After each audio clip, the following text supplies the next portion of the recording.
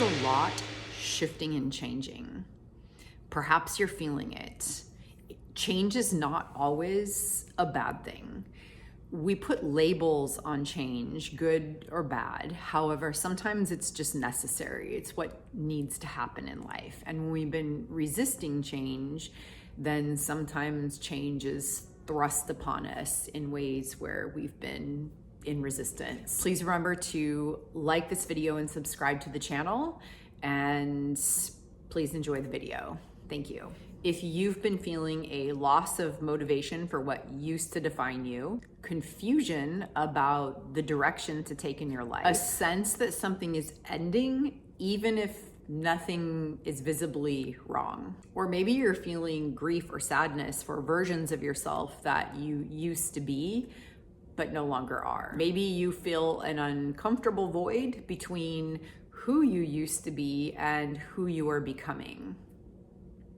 If you're experiencing any of those, then this video is for you. This rebirth phase can be misinterpreted as failure, laziness, depression, or loss of alignment. All of those might be components or part of the experience.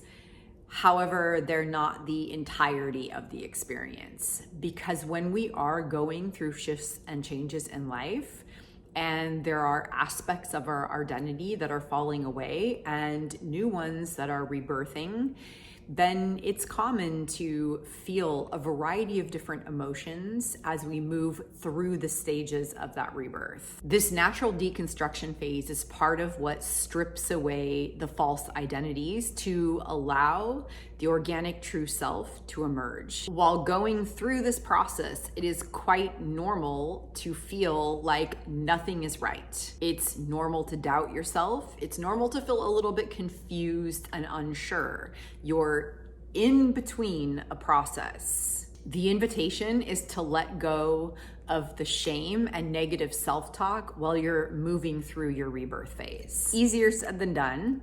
Here's the thing. If you're not able to release the negative self-talk, then seek guidance and support.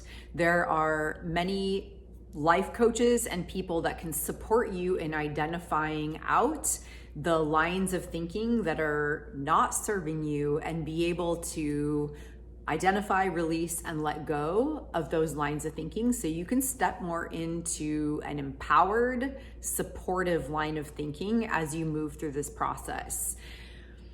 The negative self-talk can add insult to injury. You might be going through that rebirth embodiment phase, but beating yourself up mentally while you're doing it is just making you feel worse while you're already going through that process. So if you're not able to release the self-talk on your own, then seek support. Also, realize that it is a normal part of the sloughing off of the old. In this rebirth process, part of the identity is going through a release. You're letting go of parts of the self that no longer serve you. Think of it like this. It's like you have a pair of pants that you've worn for a long time, and those pants have served you, they fit perfect, but you've come to this phase of life where they no longer fit.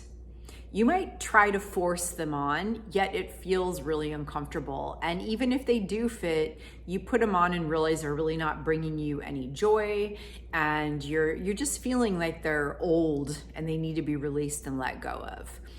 It's like that. There are parts of the self that have outgrown where you're at. The versions of you that got you to the point where you are not the same versions that can carry you to the next place that you're going. So it is important to allow this process of letting go of the part of the identity that is no longer serving you for the walk forward that is before you. It can feel destabilizing because all that you've relied on and known, you're letting go of. That's walking you into this unknown space, which can throw you a little bit off your center. So doing things that help you ground in and explore the new version of yourself that is becoming yet allowing and recognizing, giving yourself permission to be in the unknown. There's a difference between ego collapse and soul emergence.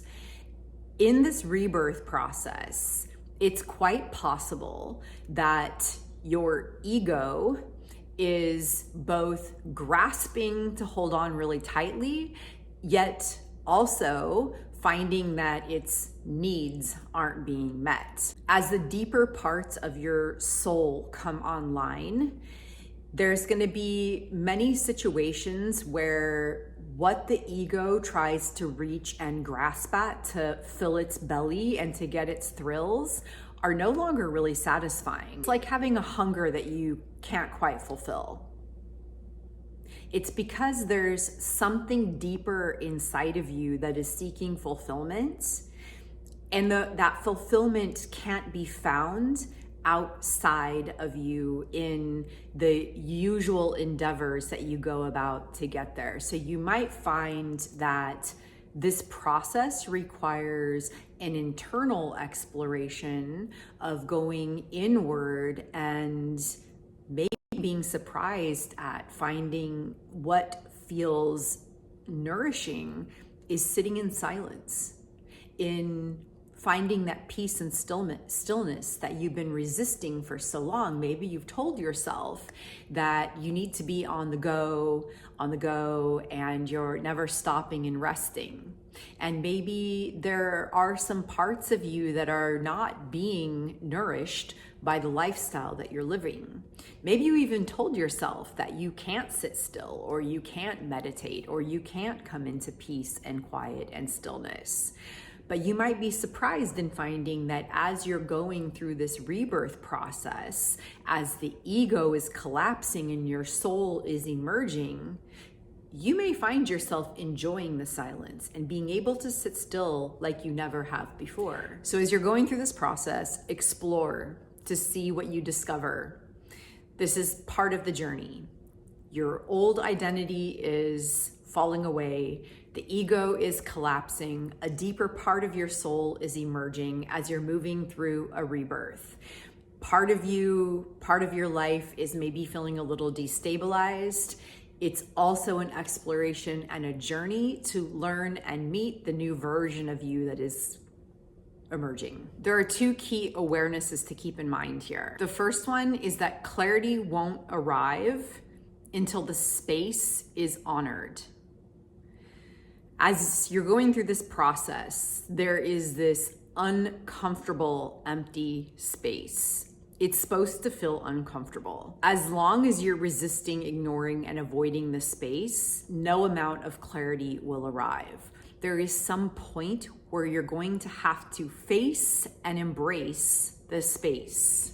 And that might mean sitting in silence, in stillness. It might mean not doing. It might mean staring at blank walls. Whatever it is for you, it is the releasing of the doing and coming more into whatever is before you that is the empty space. You'll know it because it has a distinct feeling of being very uncomfortable. The more that you lean into that empty space, the more that clarity will arise from within that simplicity.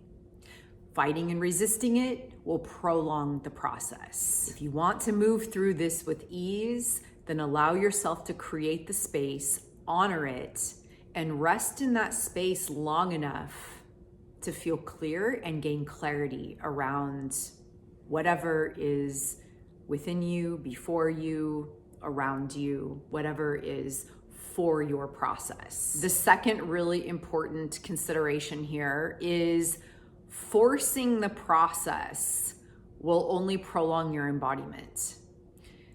There's no amount of doing or forcing or action that you can take here to make it happen.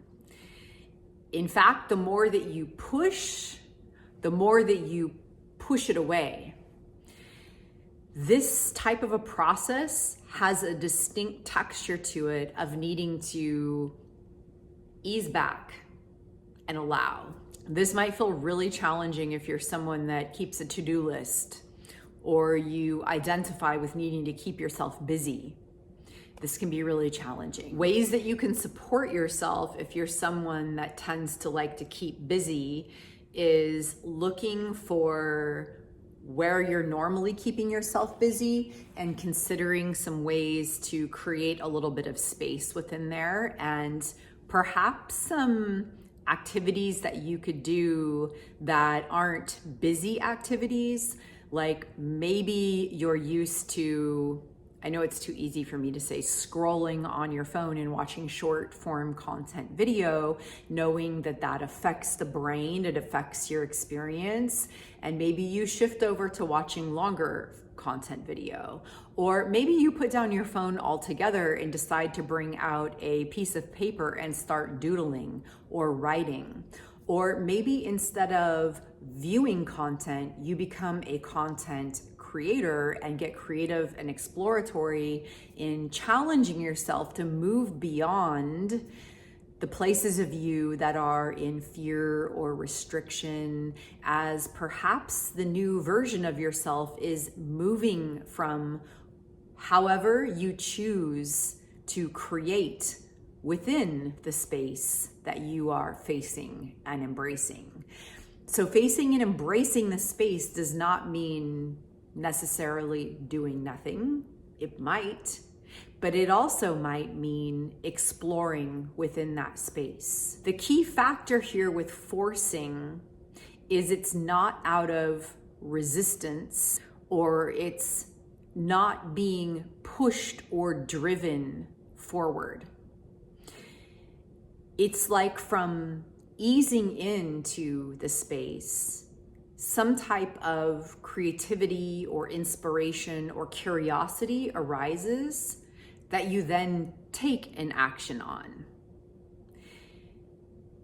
There's a very fine line between that and forcing. I'll give an example, and I'll use personal experience on this one. So there was a task that I was working on, this was last year, and the motivation had long left, yet I had got it worked up in my mind that I was going to finish this project. And it was a pretty big project that took a lot of focus and determination and persistence and perseverance to be able to work forward to. And it's not fully completed yet, but I wanted to move it forward to a certain point. In order to get it to that point, I had to force, I had to push, I had to challenge myself to stay up, to work late, to spend time after working with coaching clients during the day. I had to stay up late and dedicate all of my time towards working on this project. Now that was the phase that I was in for this. It was about completion and holding myself through. If you're in this type of a rebirthing phase, this type where parts of you are closing down, that type of forcing may not be the right medicine for you in those moments. So during that period of time, if I was going through this process, it would have been more about easing back and waiting for the inspiration to arise, or even asking myself if the project was for my highest good, was part of what I was being called to bring forward, or if it was part of an old identity or old part of myself that needed to be released and let go of. So you can see how that forcing can be a benefit. There can be a time and a place to do that. But if you are going through one of these phases where old versions of self are falling away and new versions of self are rebirthing, then this is more about allowing the space and allowing the energy the natural energy to come forward that drives you from there. Really tune in this type of a process to what feels good, where your energy lifts and you feel inspired, where you're feeling drained, where you feel clear, where you feel confused. So any place where you feel drained, exhausted, tired, uninspired, where you notice that you're procrastinating or avoiding, consider that perhaps those experiences, those projects, whatever that is tied to, may be part of what is falling away. And it may be okay to allow yourself to experience the sadness and grief of the loss of the version of yourself that was once benefited or experienced the good feelings around whatever that might be. It's a loss, and it's okay to give yourself permission to grieve what is falling away. Now, on the other side of it, where you feel inspired, curious, energized, motivated, those are places to ease into and to consider that perhaps those are places to explore. Learn to notice what you're feeling, what the circumstances are, and go to the good feeling. Go to the next best thought. Go to the place where you feel the inspiration and the energy. And when you don't, let it go. It's really that simple. The last point I'll make here on this topic is to talk about what it means to live without a borrowed identity. What is a borrowed identity? Okay, so you know those experiences where you are out and about, or maybe even you're searching around online, or you see something and it really lights you up and inspires you.